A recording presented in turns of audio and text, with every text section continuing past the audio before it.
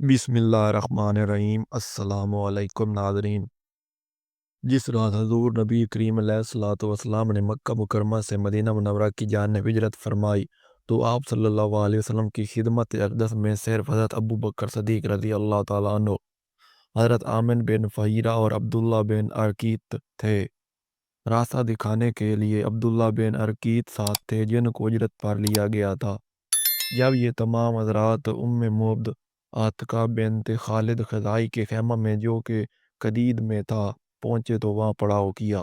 उम्मे मुअब्द बड़ी अक्लमंद, दाना और होशियार बूढ़ी औरत थी। वो अपना ख़ैमा के दरवाज़े पर बैठकर मुसाफिरों की मेहमान नवाज़ी और ख़ातिरदारी किया करती थी और उनको खुर्द व नोश की अशिया दिया करती थी। हज़ूर नबी करीम अलैहिस्सलातु वस्सलाम ने उम्मे मुअब्द से खजूरें, गोश्त और दूध तलब फरमाया मगर उसके पास कोई भी चीज़ मौजूद ना थी। कहने लगी, काश आज मेरे पास कोई चीज़ होती तो मैं मेहमान कर सकती और मुझे किसी चीज़ खरीदने की ज़रूरत भी ना होती। ये साल हमारे लिए सख्त कैद साली का है और बहुत तंगदस्ती में है। हज़ूर नबी करीम अलैहिस्सलातु वस्सलाम ने खैमा के कोने पर निगाह मुबारक डाली, देखा एक बकरी बंधी है। आप सल्लल्लाहु अलैहि वसल्लम ने फरमाया, उम्मे मुअब्द ये बकरी किसकी है? कहा, ये बकरी हमारी ही है मगर लागरी और नातवानाई से इसको रेवड़ से जुदा कर दिया गया है और ये अपनी जगह पर रह गई है और गले के साथ चलने से माजूर है। हजूर अलैहिस्सलातु वस्सलाम ने फरमाया, क्या इसमें दूध है? उसने कहा, यह बकरी इतनी कमज़ोर और लागर हो चुकी है कि इससे दूध का गुमान भी नहीं किया जा सकता। हजूर सरवर कायनात सल्लल्लाहु अलैहि वसल्लम ने फरमाया, अगर तुम इजाज़त दे दो तो मैं इसका दूध दो लूँ। उसने कहा, मेरे माँ बाप आप पर कुर्बान हो, अगर आप ऐसा कर सकते हैं तो मुझे क्या इनकार है। उसके बाद हजूर नबी करीम अलैहिस्सलातु वस्सलाम ने बकरी के पाँव को दूसरे पाँव से मिलाया और उसके थनों पर 10 से 11 फेरा और बिस्मिल्लाह पढ़ कर ज़बान अतर से इरशाद फरमाया, या अल्लाह इनकी बकरी में बरकत दे। तो इस बकरी के थन दूध से इतने भर गए कि उसके दोनों पाँव एक दूसरे से जुदा हो गए। उम्मे मौद से दूध के लिए बर्तन तला फरमाया। जब वो दूध से भर गया तो पहले उम्मे मौद को दिया ताकि वो सैर होकर पी ले, फिर अपने हमरायों को पिलाया। या वो सब सैर होकर पी चुके तो सब के आखिर में खुर्द नोश फरमाया और इरशाद फरमाया, कौम को पिलाने वाला पीने में आखिर होता है। फिर दोबारा दूध दोना शुरू किया तो खैमा के तमाम बर्तन दूध से भर दिए। इसके बाद बकरी को उम्मे मौद के पास छोड़ा। कुछ देर बाद उम्मे मौद का खावन दूसरी बकरियां लेकर घर आया। खैमा में दूध देखा तो पूछा, ये दूध कहाँ से आया? घर में तो दूध देने वाली कोई बकरी भी ना थी और जो दूध दे वाली बकरियां थी वो भी दूर चराहों गाँव में थी। उम्मे मौद ने कहा, आज एक मुबारक हस्ती का यहाँ से गुजर हुआ और तमाम वाकया सुनाया। उम्मे मौद का शोर कहने लगा, जिन लोगों का तुम जिक्र कर रही हो वो तो कुरैशी सरदार है। उसे तमाम मक्का वाले तलाश करते फिर रहे हैं, मुझे उनके औसाफ और शक्ल सूरत बताओ। उम्मे मौद ने कहा, वो मुबारक हंसी, एक रोशन चेहरा, कुशादा रूश, खुशखू, स्याह चश्म, पेवस्ता अबरू, सर के बाल मुबारक स्याह, बुलंद गर्दन, घनी रेश मुबारक वाले इंसान थे। खामोश रहते तो बावकार नजर आते, बात करते तो बुजुर्गी और संजीदगी जाहिर होती। बातें मोटी की लड़ियां थीं, बात करते तो हलावत चढ़ती, बुलंद आवाज़ दूर नज़दीक को सुनाई देती। नज़दीक वाले कोई आवाज़ की शेरीनी से मशहूर हो जाते। म्याना कद, बुलंद कामत, मगर बुलंद कामती दराज कदी से ना मिलती, ना लंबे ना कोता कद थे।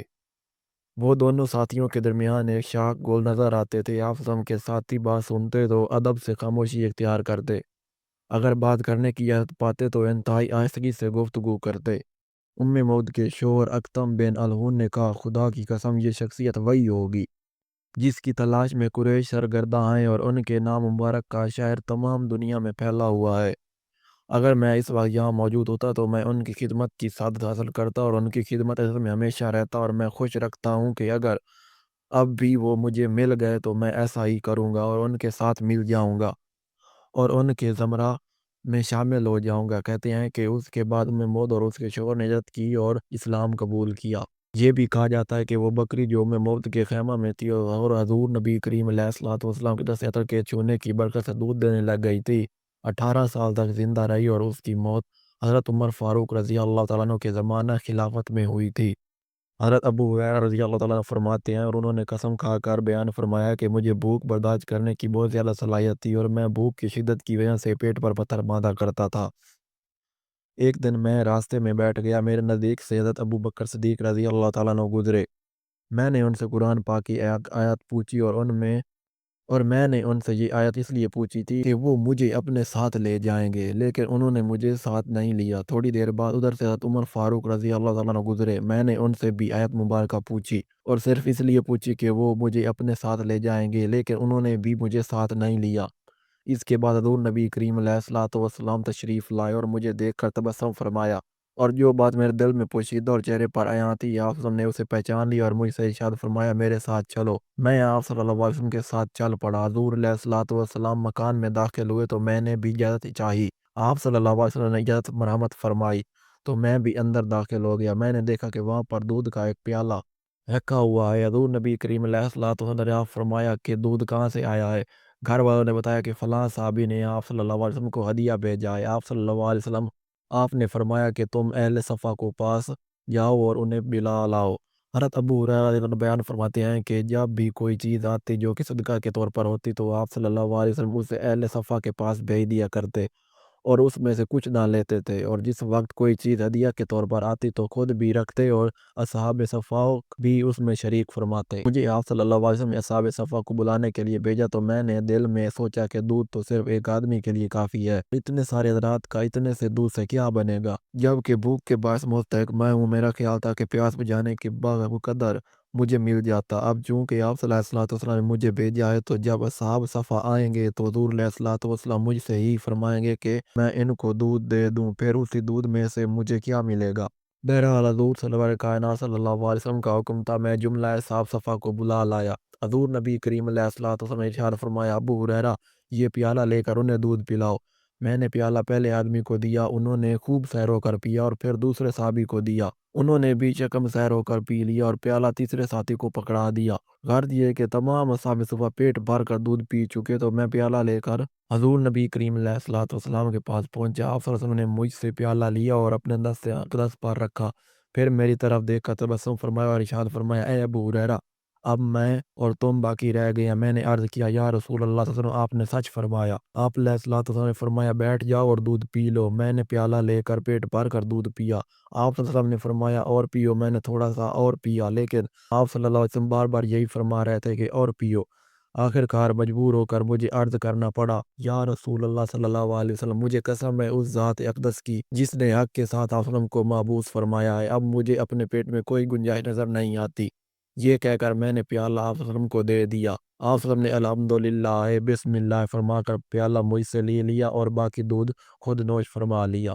جب صحابہ کرام رضی اللہ تعالیٰ عنہ غزوہ حنین میں متفرق ہو گئے اور صحیح ترین روایت کے مطابق چند صحابہ کرام حضور نبی کریم علیہ الصلوۃ والسلام کے ساتھ باقی رہ گئے تو آپ صلی اللہ علیہ وسلم نے حضرت عباس رضی اللہ تعالیٰ عنہ سے فرمایا، اے عباس دوستوں کو اس کی طرح آواز دو کہ اگر کہ گروہ انصار، اے صحابہ اسمرا، اے اصحاب سورۃ البقرہ۔ حضرت عباس رضی اللہ تعالیٰ عنہ بلند آواز تھے، فرمان کے مطابق عمل کرتے ہوئے آواز بلند کی۔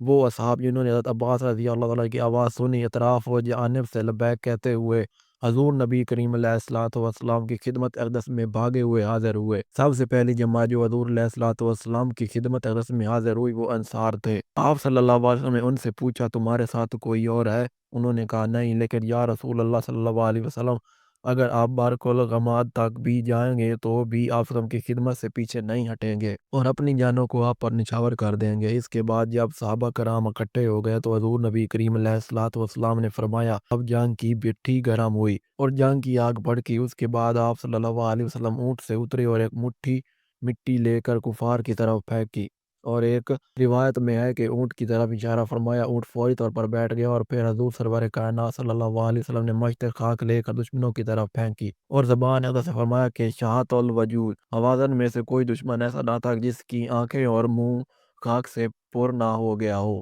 حضرت جابر بن عبداللہ انصاری رضی اللہ تعالیٰ بیان فرماتے ہیں کہ جب حضور نبی کریم علیہ الصلوۃ والسلام نے مشت خاک اور سنگریزوں کو اپنی ہتھیلی مبارک سے باہر پھینکا تو سنگریزوں کی آواز میرے کانوں میں اس طرح معلوم ہوئی کہ جیسے آسمان سے تاشت گرتے ہیں۔ روایت میں آتا ہے کہ اس کے بعد ہر درخت اور ہر پتھر جو میدان جنگ میں تھا کفار کی نظروں میں سوار دکھائی دیتا تھا۔ اور حضرت جبیر بن مطعم سے روایت ہے کہ جب لشکر اسلام نے نیام سے تلواریں نکال کر کفار کا رخ کیا تو میں نے دیکھا کہ آسمان سے سیاہ گدھوں کی مانند کوئی چیز ظاہر ہوئی۔ جو ہمارے اور کفار کے درمیان آ کر گری۔ میں نے دیکھا تو وہ سیاہ چیونٹیاں تھیں جو صحرا میں منتشر ہو گئے تھے اور تمام وادی اس سے بھر گئی۔ مجھے کوئی شک نہ رہا کہ وہ آسمانی لشکر تھا اور میری نظروں میں یوں دکھائی دیتا تھا۔ حضرت سعید بن جبیر رضی اللہ تعالیٰ عنہ فرماتے ہیں کہ اس جنگ میں حضور نبی کریم علیہ السلام کی مدد کے لیے 5000 فرشتے آئے، یہاں تک کہ اس لشکر کے بعد لوگ جنگ ختم ہونے کے بعد کہتے تھے کہ وہ مرد کہاں چلے گئے جو ابلغ گھوڑوں پر سوار تھے اور سفید کپڑے پہنے ہوئے تھے اور لشکر اسلام کے ساتھ مل کر جنگ کرتے تھے۔ یہ بات جب حضور نبی کریم علیہ السلام کو پہنچی تو آپ صلی اللہ علیہ وسلم نے ارشاد فرمایا وہ فرشتے تھے۔ حضرت مالک بن عوف رضی اللہ تعالیٰ عنہ سے روایت فرماتے ہیں کہ میرے چند آدمی جو میدان جنگ میں تھے بیان کرتے ہیں کہ نبی کریم علیہ السلام نے سنگریزوں اور خاک کی مٹی ہماری جانب پھینکی تو کوئی شخص باقی نہیں بچا جس کی آنکھوں میں وہ نہ پڑی ہو۔ ہمارے دلوں میں بے چینی پیدا ہوئی اور ہم پر بڑا اضطراب طاری ہو گیا، اور زمین و آسمان کے درمیان ہم نے سفید پوش مردوں کو دیکھا جو ابلغ گھوڑوں پر سوار تھے۔ انہوں نے رسیاں دونوں کندھوں کے درمیان رکھی ہوئی تھیں۔ ہم میں اتنی طاقت اور ہمت نہ تھی کہ ان کی طرف آنکھ بھر کر بھی دیکھ سکے۔ حضرت مالک بن عوف رضی اللہ تعالیٰ عنہ اس وقت کفار کی طرف سے لڑ رہے تھے اور ابھی ایمان نہیں لائے تھے۔ اللہ اکبر۔ اگر آج کی ویڈیو پسند آئی ہو تو ویڈیو کو لائک کر دیں، چینل کو سبسکرائب کر دیں۔ ملتے ہیں نیکسٹ ویڈیو میں، تب تک کے لیے اللہ حافظ۔